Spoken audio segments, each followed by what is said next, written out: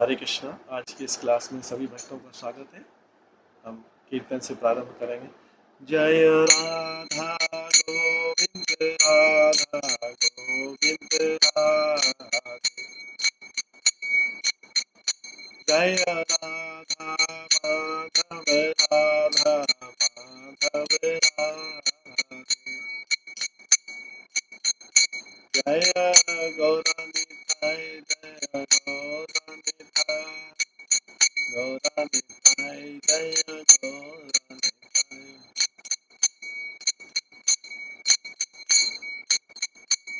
जय जय प्रभुपाद प्रभुपाद प्रभुपाद जय जय प्रभु। नित्याय गौर हरि बोल हरि बोल हरि बोल नित्याय गौर हरि। श्री श्री राधा गोविंद देव की जय। श्री जगन्नाथ बलदेव सुभद्रा महारानी की जय। श्री श्री गौर निताय की जय। श्री प्रभुपाद की जय। सभी भक्तगणों की जय। हरे कृष्ण।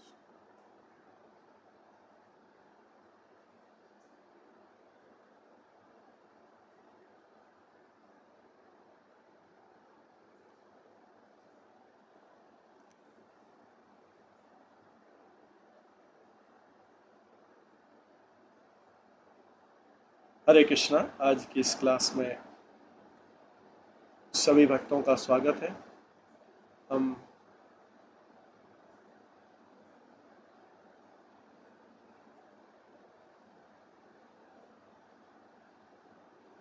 आज की इस गोपाल चंपू क्लास में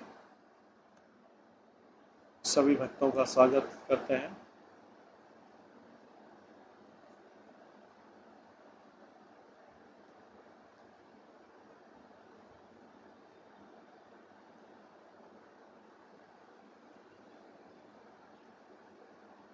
कल हम श्रवण कर रहे थे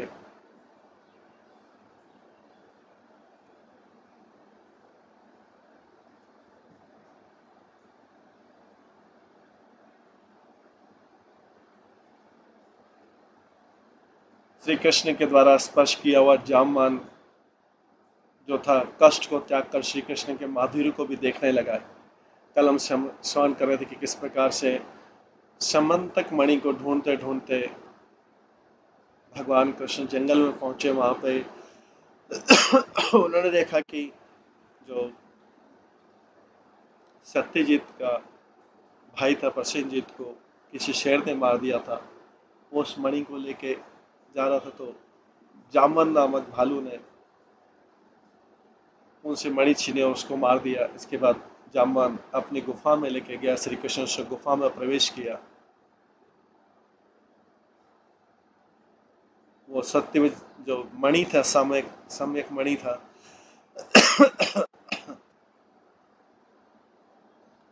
वो एक सुकुमार बालक खेल रहा था समंतक मणि के साथ में।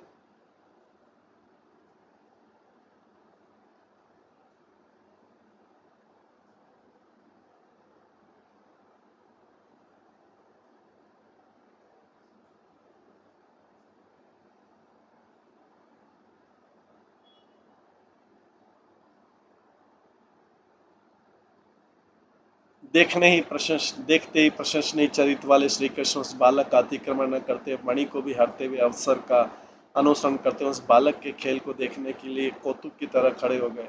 इस बालक की धाय पर तो वहां पर अकस्मात मनुष्य के उसमें भी अपूर्वता धारण करने वाले को देखकर कंपित शरीर वाली हो गई और विचारने लगी धाय। अहो, यद्यपि ये मानो नूतन जलधर के समान मनोहर एवं चंद्रमा के समान उदित मुख वाला तथा कमल पदाक्ष लक्ष्मी पद पीठ पद यथासंख्य कमल भी कमले लोचन पटो यस्य के समान नेत्रों वाला एवं स्वर्ण रेखामय लक्ष्मी के समान पीत पट वाला स्फूर्ति पा रहा है। तथापि मणि के ऊपर एवं इस बालक के ऊपर कौतूहल जानता हुआ मेरा हृदय भय से चंचल होकर बाहर भी धैर्य को नहीं धारण कर रहा है।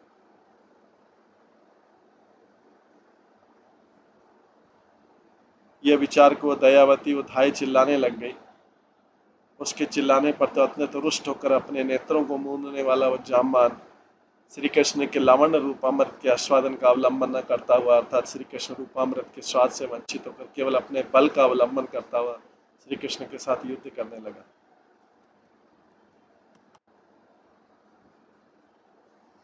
सभी ब्रजवासी शीघ्रतापूर्वक बोले। उसके बाद दूत तो उसके बाद 28 दिन दिन रात निरंतर संग्राम होता रहा।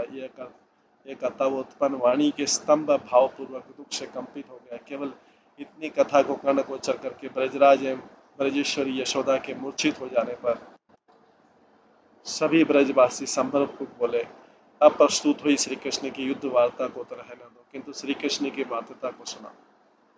दूत बोला। उसके बाद श्री कृष्ण की मुक्ताओं के पढ़ने से चूर्णित अंग वाला वो रक्षराज जामवान कष्ट को प्राप्त होकर एवं अहंकार की संपत्ति से रहित होकर श्री कृष्ण की स्तुति की इच्छा करता हुआ श्री कृष्ण के प्रति स्पष्ट बोला, किंतु उसकी स्तुति रूप वो कहना हमारे लिए रुचिकर नहीं आता। हमारे प्यारे श्याम सुंदर के साथ युद्ध करने के कारण शोचनीय उस जामवान का कथन अनुवाद करने योग्य नहीं है। किंतु दीन वत्सल कृष्ण श्री कृष्ण तो कृपा करके जामवान के स्तुति समूह को भी न सहते हुए सर्व मंगलमय अपने हाथ से उसका स्पर्श करने लगे। श्री कृष्ण के द्वारा स्पर्श किया हुआ जामवान कष्ट को त्याग कर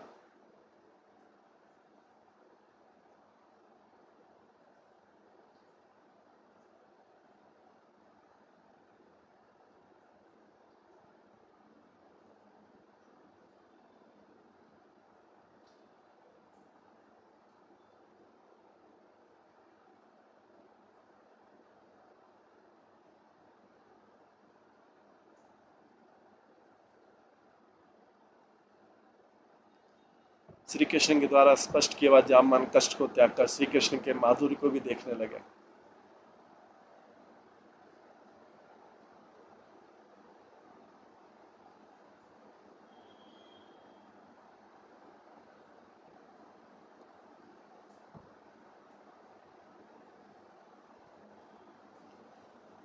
पहले युग में उसने यही जामवान हुई जिसने रघुनाथ जी के साथ में था। रघुनाथ जी का सौंदर्य भी जामवान है। जब और पहले युग में देखा हुआ श्री कृष्ण जी रघुनाथ जी का सौंदर्य भी जामवान ने जब श्री कृष्ण के अंतर्गत रूप से देख लिया, तब जामवान ने अपने शरीर में स्पष्ट हुए स्तंभ स्वेद रोमांच आदि अष्ट सात्विक भाव भी कुछ क्षणों तक धारण कर लिए। पुनः आपके पुत्र के द्वारा स्वस्थ मन वाला एवं प्रसन्न मन वाला वो जामवान उनकी आज्ञा को जानने के लिए हाथ जोड़ के खड़ा हो गया। श्री कृष्ण ने भी अपने आने के समस्त कारण को संक्षेप से कह दिया।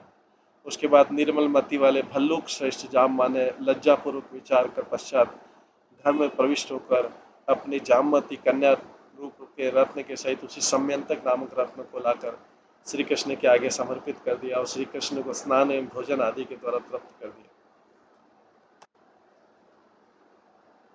जामवंत की उस जामवती कन्या ने तो जन्म से लेकर जिस रूप का ध्यान किया था उसी रूप वाले वर के लाभ से मूर्छित होकर पिता के मन को व्याकुल कर दिया। वो ध्यान भी इस प्रकार का किया था। पिता जामवंत प्राचीन भालू, माता भी स्पष्ट उसी प्रकार प्राचीन एवं दूसरे आत्मी जन्मी पिता की तरह प्राचीन ही थे। सबका निवास भी पर्वत की गुफा के भीतर था, अतः दूसरी वस्तु किस प्रकार दृष्टिगोचर हो सकती। तथापि खिले हुए कमल का जो बल अर्थात सुकोमलता रूप सामर्थ्य, उसकी जो स्तुति की वाणी, उस स्तुति वाणी को व्यथित करने वाला नेत्र, जिसके अर्थात विकसित कमल की कोमलता से भी सुंदर नेत्र वाला एवं स्वर्ण की सी किरणों को फैलाने वाला, दिव्य वस्त्र की शोभा वाला और इंद्र नील मणियों के कुल का राजा, वो कौन मुझको बार बार आकर्षित कर रहा है। श्री ब्रजराज बोले। उसके बाद दूत बोला। उसके बाद श्री कृष्ण के कर कमल के स्पर्श रूप अमृत का स्मरण करने वाला जामवान की प्रार्थना से, अर्थात हे भगवान, आपके कर स्पर्श अमृत को पाकर जिस प्रकार युद्ध से उत्पन्न हुई मेरी मूर्छा दूर हो गई, उसी प्रकार आपके कर रूप स्पर्श अमृत से जामवंती की मूर्छा भी दूर हो जाएगी। इस प्रकार की प्रार्थना से श्री कृष्ण के स्पर्श के लेस से जामवती के सचेत हो जाने पर एवं एक एक घड़ी में मूर्छित भाव से खड़ी हो जाने पर अपने को धन्य मानने वाला वो जामवान मांगलिक गाना बजाना कर अपनी कन्या के सहित आपके पुत्र को अपने ही कंधे पर आग्रह पूर्वक धरी हुई शिविका में पधरा कर गुफा के द्वार तक स्वयं चलाया। गुफा के द्वार पर बैठे हुए द्वारकावासी जन तो 13वें दिन से पहले ही अर्थात 12वें दिन ही श्री कृष्ण की प्रतीक्षा से विरक्त होकर दुखित होते हुए अपने घर को चल दिए, किंतु गुफा में प्रवेश नहीं। इतना प्रसंग सुनकर दूत के मुख को देखकर सभी ब्रजवासी मलिनता पूर्वक बोले, हाय, वे गुफा में क्यों नहीं गए? दूत बोला, अपने प्राणों की रक्षा के लिए हम कुछ द्वारकावासियों को विशेष त्रास देने के लिए भी गुफा में नहीं जा सकते।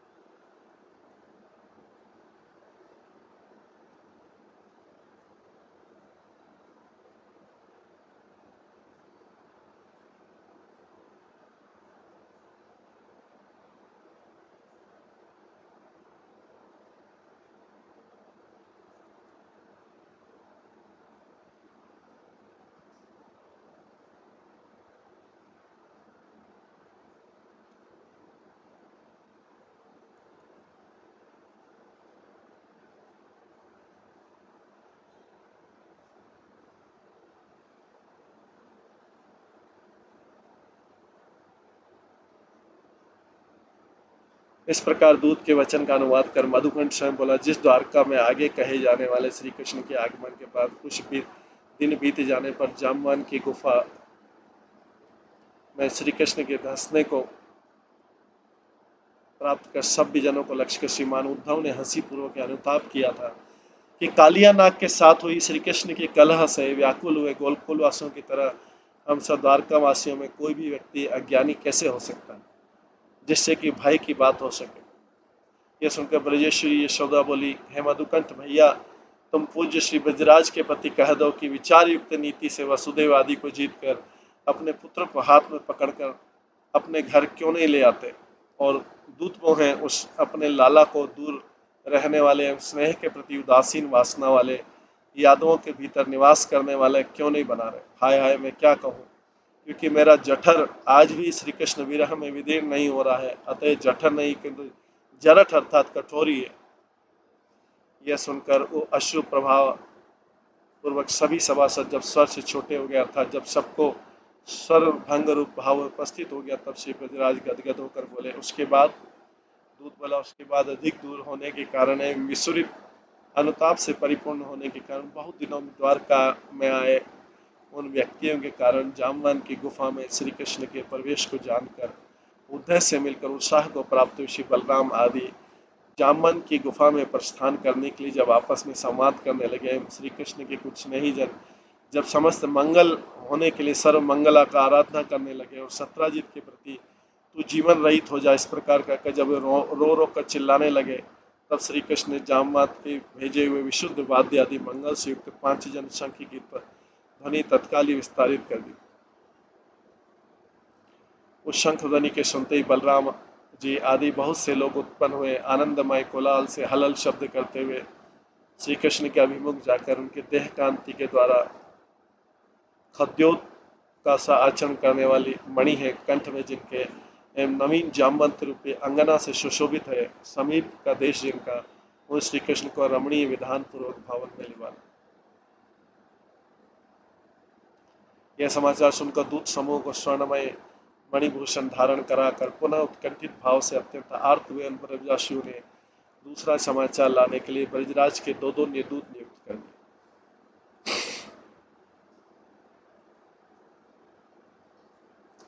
पुनः दूसरे 2 दूतों के आ जाने पर पहले की तरह से ब्रजराज ने उनसे पूछा,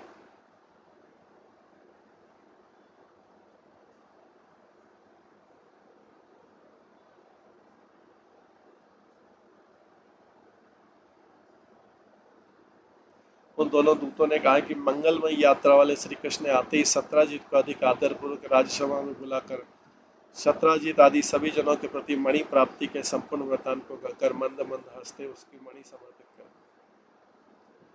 श्री ब्रजराज बोले, उसके बाद दोनों दूत बोले, उस स्यमंतक मणि ने सत्राजित के लिए पहले तो श्री कृष्ण से परामुक्ता दे दी एवं लज्जा के कारण अधोमुक्ता दे दी, किंतु जैसे तैसे अर्थात दोनों प्रकार से उसको श्री कृष्ण से विमुक्ता ही दे दी।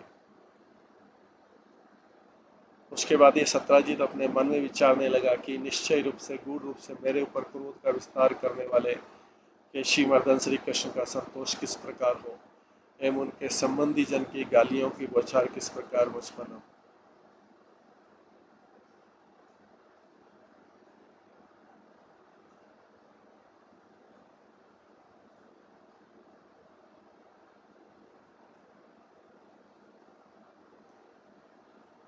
हाँ हाँ, जान लिया। अब मैं जामवान किसी चातुरी का अवलंबन कर लूं, क्योंकि जिस जामवान ने इस रत्न को इस रत्न से भी अधिक कन्या रूप रत्न के साथ दुगना कर देते हुए पहले 28 दिन युद्ध करके यत्न पूर्वक की हुई शत्रुता के रहने पर भी श्री कृष्ण को संतुष्ट कर लिया था। इस प्रकार विचार कर अपने कार्य मात्र सिद्ध सिद्ध करने वाले सत्यजित ने सत्यभामा नाम वाली अपनी कन्या को मणि के साथ न्यायपूर्वक देने का आरंभ तो किया, किंतु जामवान में भली प्रकार जागृति प्राचीन भक्ति अधिक थी, इस बात को नहीं जान सका।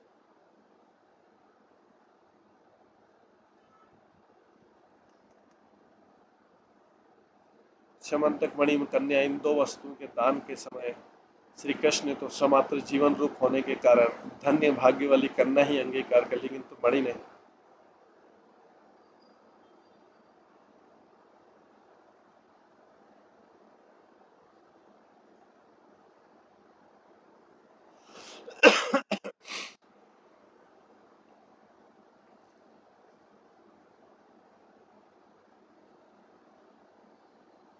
इसी कारण कन्या की भक्ति को एवं सत्राजित की अभक्ति को ही प्रकट कर दिया। श्री कृष्ण में सत्राजित की अभक्ति तो पहले ही की जा चुकी, और कन्या की भक्ति ने तो स्वयं ही प्रतिबंध रहित होकर श्री कृष्ण में संबंध स्थापित कर दिया।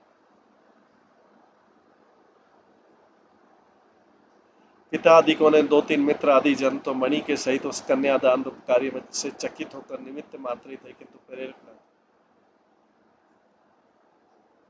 कारण श्री कृष्ण को छोड़कर सत्यभामा की ओर गति नहीं थी।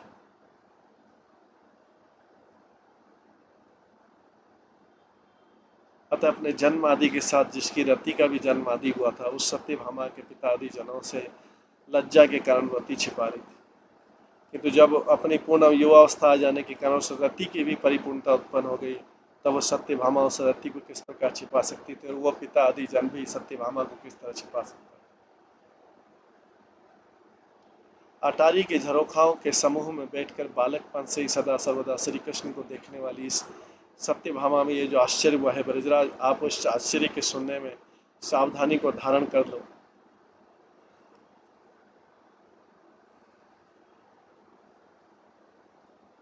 देखो, सत्यभामा के दोनों नेत्रों से कज्जल के संबंध से मनोहर जो जल का समूह अनायास निकल रहा है, उस जल समूह के द्वारा उस घर में जो अलिंद स्थल था वह कलिंदी पर्वत की उपमा को प्राप्त हो गया, अर्थात कज्जल के से मिले हुए अश्रु जल के प्रवाह से वह स्थान कलिंदी पर्वत के समान काला हो गया। श्री ब्रजराज बोले, उसके बाद दोनों दूत बोले, उसके बाद तो हम दोनों चले ही गए, अतः आगे का वृत्तांत जानने के लिए आप दूसरे दो दूतों की प्रतीक्षा करें। तदंतर कथावाच्य की कथा में अवकाश पाकर ब्रज के सभ्य बंदीगण श्री कृष्ण की स्तुति करने लगे, जिस स्तुति में आगे वर्णन किए जाने वाले दूतों के वचन को भी सूचित कर दिया। यथा शुभ वेश वाले अघारी श्री कृष्ण को सभ्य जनों के साथ सभा में बैठे हुए द्वारका की प्रजा ने मिलकर प्राप्त कर लिया।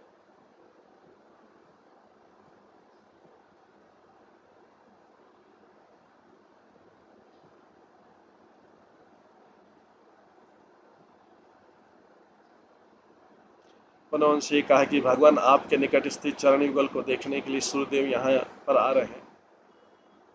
श्री कृष्ण ने हंसते हुए कहा, सूर्य नहीं है, किंतु समंतक मणि से उत्पन्न किरणों से युक्त सत्राजित है। यह सुनकर समस्त प्रजाएं तो चली गई, किंतु तत्काल हत्या करने वाले व्यक्ति की तरह सत्राजित श्री कृष्ण के सम्मुख नहीं आया। सत्राजित के अत्यंत गर्व का प्रकाश करने की इच्छा वाले श्री कृष्ण ने बलराम जी के सहित सत्राजित के निकट से उग्रसेन महाराज के लिए मणि की याचना की, और जब सत्राजित ने मणि अपने भाई प्रसेन को भरी सभा में दे दी, तब श्री कृष्ण ने भी विशेष हास्य प्रकट किया था। जब मणि के सहित प्रसेन को वन के सिंह ने मार डाला, तब यदुश्रेष्ठ गंभीर मन से युक्त हो गए थे। प्रसेन जब वन में मर गया, तब सत्राजित के पक्ष वाले जनसंघ ने मुरारी को अपने प्रति शत्रु जानकर उनके ऊपर मणि की चोरी का झूठा कलंक लगा दिया था। श्री कृष्ण ने तो बहुत सज्जनों के साथ मिलकर विनष्ट हुए प्रसेन को ढूंढकर घोड़े के सहित सिंह के द्वारा मारे गए उसी प्रसेन को देख लिया। सिंह ने प्रसेन को मारा, अतः मेरे ऊपर झूठा कलंक लग गया, इसलिए सिंह को ढूंढ कर मारना चाहिए। इस विचार से श्री कृष्ण ने सिंह के चरण चिन्हों के द्वारा पर्वत के प्रदेश में पहुंचकर सभी जनों के साथ मरे हुए सिंह को भी देख लिया। पश्चात इसी स्थान पर श्री कृष्ण ने रक्षराज जामवान के चरण चिन्ह को देखा।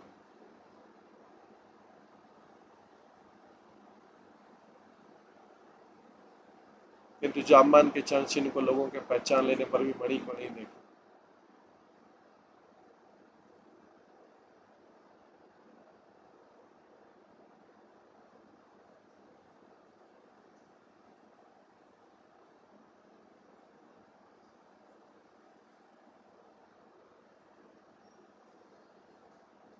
पश्चात श्री कृष्ण जामवान के चरण चिन्ह का अनुगमन करते करते पर्वत की गुफा पर चले गए और साथ में आने वाले जनों को मेरा शोक हो गया न मानकर उस गुफा में प्रविष्ट हो।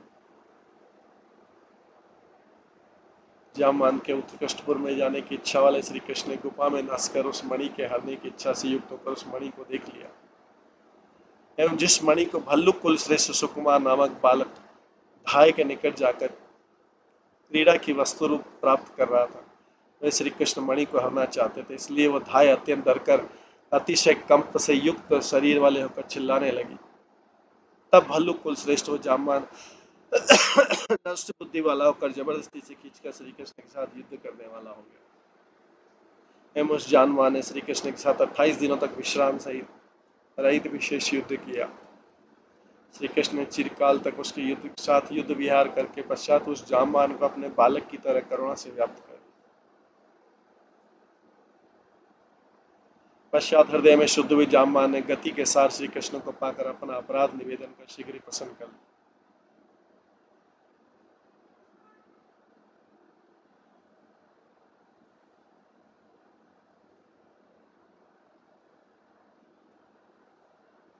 एवं जामवान नामक उस रक्षराज ने श्रेष्ठ भक्ति पूर्वक श्रवंतक मणि एवं अपनी कन्या भी दे दी तथा उत्कृष्ट शक्ति से वैवाहिक अन्य वस्तुएं भी दे दी।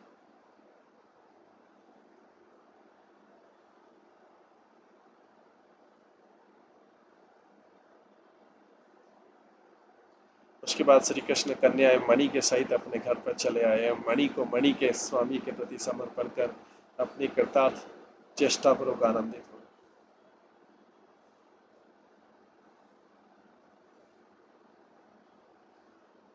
इस विषय में लज्जा से व्याकुल मति वाले 17 ने अति धन्या निज कन्या की को एवं स्यमंतक मणि को श्री कृष्ण के निमित्त देने की इच्छा की।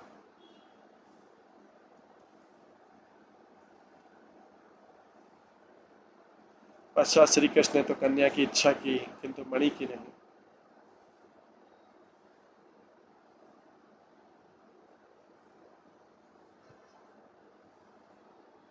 कारण वो कन्या श्री कृष्ण में भक्ति से युक्त थी, मणि तो अपने स्वीकार के विषय में प्रयत्न कर रही थी। उसके बाद अक्रूर आदि के मत को प्राप्त करने वाले अतः स्यमंतक मणि को हरने वाले अतः सत्यजित को मारने वाले अतः श्री कृष्ण के भय से घोड़े पर चढ़ने वाले भागने वाले शतधन्वा को पाकर मतिशाली वनमाली ने उसको मार दिया और अक्रूर जी से स्यमंतक मणि को प्राप्त कर यादव समूह को संतुष्ट कर बहुत से कर्म करने वाले वे ही ये श्री कृष्ण ब्रजराज तुम्हारे सुख को उत्पन्न करने वाले हैं। अतः ब्रजेश्वर तुम्हारे कुल चंद्र श्री कृष्ण चंद्र सदैव परिपूर्ण रहकर आलस्य को जीतकर अब भी ब्रजवासियों के नेत्र श्रेणी का पोषण करें।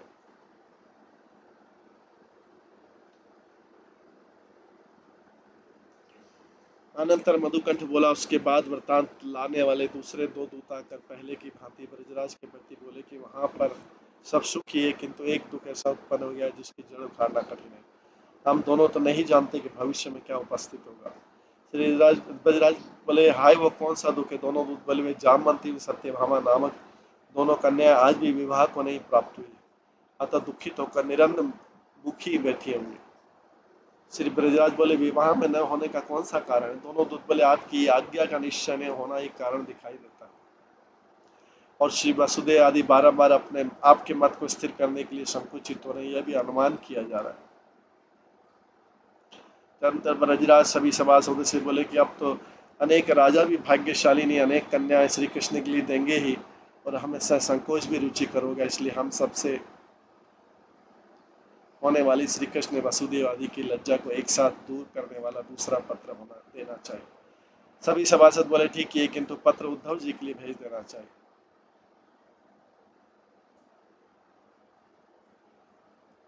श्री ब्रजराज बोले अच्छा, तब तो इस प्रकार लिख दीजिए कि हे प्रियवत्स उद्धव, पहले मेरी जो अनेक प्रकार की इच्छा थी वह तो विधाता ने खंडित कर दी है। अर्थात मैं ब्रज में ही लाला का यज्ञ पवित्र विवाह आदि कराना चाहता था। मेरी चाहना तो विधाता ने खंडित ही कर दी है। तो भी तुम अब मेरी महती अनुज्ञा के वशीभूत होकर यह कार्य करो कि जिस प्रकार हमारे लाला की भक्ति के पात्र बनाए हुए चरित्र से युक्त उन राजकन्याओं के मध्य में सद्गुणों के लेश को धारण करने वाली पुत्र वधुओं के द्वारा वह हमारा लाला प्रत्येक घर में सर्वतोभाव से सेवित।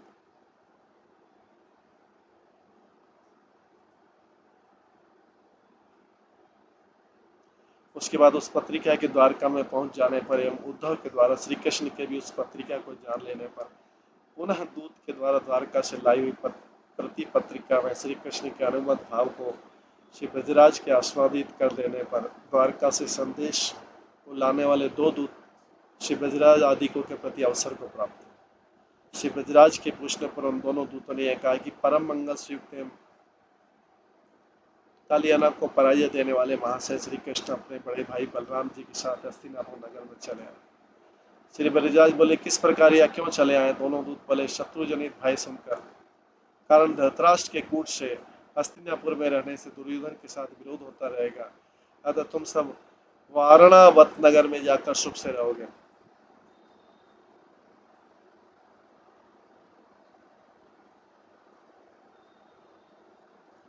इस प्रकार की छल से वारणावत नगर में विश्व बनाए हुए नवीन लाक्षागृह में प्रविष्ट हुए पांडव अपनी माता के सहित निरंतर बढ़ती हुई गर्मी वाली आकस्मिक अग्नि के द्वारा भस्मसात कर दिए, यही सुना जाता है। श्री ब्रजराज बोले बड़े कष्ट की बात है, यह तो हमारा अनिष्ट हो गया। अतः अब तो हस्तिनापुर में ही पुनः दूसरे दो दूत चले आए। इस प्रकार आज्ञा पाकर हस्तिनापुर गए हुए पुनः वहां से आए हुए उन दोनों दूतों के मुख से पुनः दूसरा उत्पाद भी सुन लिया कि द्वारका के अंतपुर में सोए हुए सत्राजित को रात में सोए हुए को मारने वाले किसी व्यक्ति ने गुप्त रूप से मार डाला और मणि है। श्री ब्रजराज बोले हाय, ये घटना क्या सत्य? दोनों दूत बोले और क्या, देखो जिस हस्तिनापुर में श्री कृष्ण बलदेव के निकट स्वयं जाकर पहले द्वारका में अपनी सांत्वना के प्रयोग को ठुकराने वाली, अपने घर का अनादर करने वाली जो सत्यभामा नामक कृष्ण वधु मरे हुए पिता को तेल की कढ़ाई में धरकर आंसुओं से भरे मुख से प्रयास पूर्वक आई थी, उसने ये सारा समाचार स्वयं कहा। श्री ब्रजराज बोले उसके बाद दोनों दूत बोले उसके बाद श्री कृष्ण बलदेव नामक दोनों भैया सत्य ही कातर होकर वहां पर एक क्षण भी नहीं ठहरे, किंतु सत्यभामा के साथ द्वारका को ही चल दिए।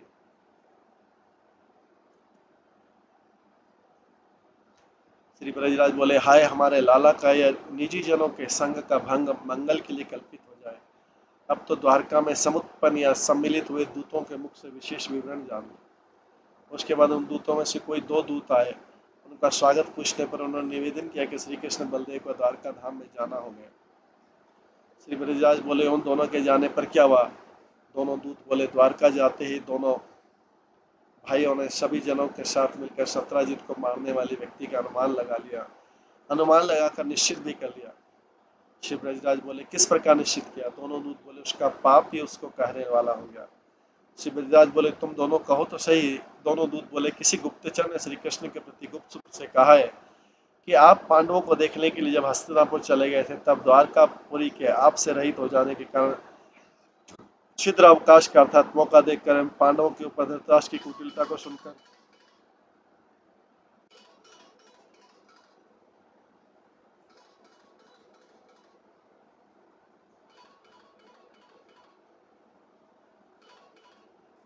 उसी कुटिलता को गुरु बनाकर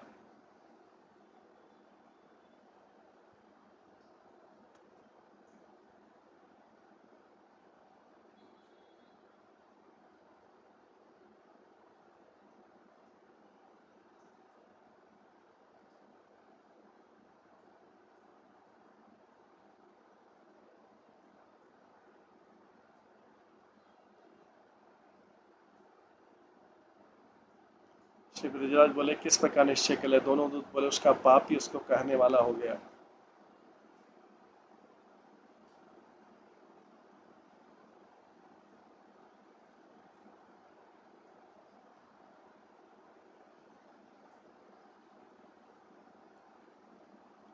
श्री ब्रजराज बोले कि तुम दोनों कहो तो सही। दोनों दूत बोले, किसी गुप्तचर ने श्री कृष्ण के प्रति गुप्त रूप से कहा है कि द्वारकापुरी के आपसे रहित हो जाने के कारण छिद्र अवकाश अर्थात मौका देखकर एवं पांडवों के ऊपर धृतराष्ट्र की कुटिलता को सुनकर उसी कुटिलता को गुरु बनाकर मणि प्राप्त रूपी अपना काम बनाने के लिए अक्रूर जी धर्म को तिलांजलि देकर कृतवर्मा के सहित एकांत में शतधन्वा के प्रति बोले कि मणि क्यों नहीं ग्रहण करते।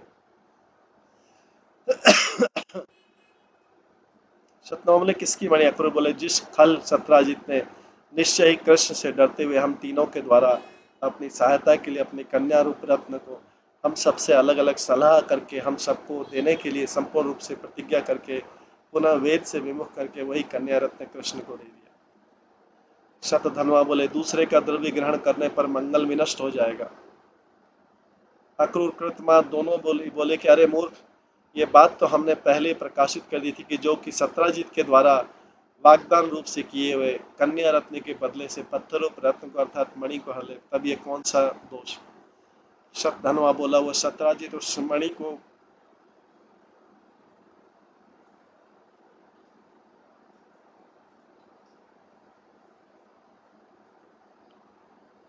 शतधन्वा बोला, वो सत्राजित उस मणि को अपने ही गले में बांध कर सोता है, अतः कैसे ग्रहण करो? दोनों हंसकर बोले, अरे मूड, वह सो रहा है, इस बात को तो तू यदि स्वयं ही कह रहा है तब हम दोनों उस मणि के हरने में दूसरा कौन सा अवकाश कर अर्थात मौका बतावे। शतधन्वा बोला, उस मणि के ग्रहण करते समय यदि वो जाग गया तब तो अनर्थ हो जाएगा। अक्रूर बोला, मूर्ख, व सत्राजित अपने भाई प्रसेन का अनुगमन क्यों न करे? यह सुनकर सभी ब्रजवासी हंसकर बोले, इस कथन का कौन सा अभिप्राय है? श्री उपनंद बाबा बोले, वो सत्राजित प्रसेन की तरह अज्ञात रूप से मार देना चाहिए, यह अभिप्राय। ये सभी ब्रजवासी बोले, फिर बोले कि अक्रूर तो निश्चय धर्मात्मा है, ये प्रसिद्ध तो बहुत दूर रहने वाले जनों में सिद्धि को प्राप्त हो गई थी।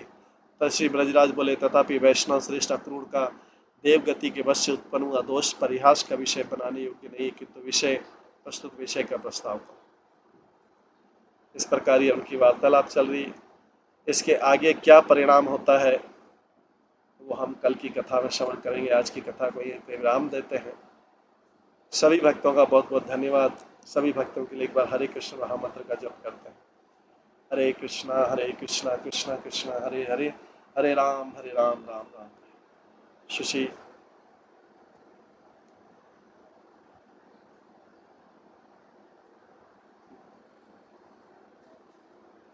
गोपाल चंपू ग्रंथ की जय, शिल प्रभुपाद की जय, सभी भक्तगणों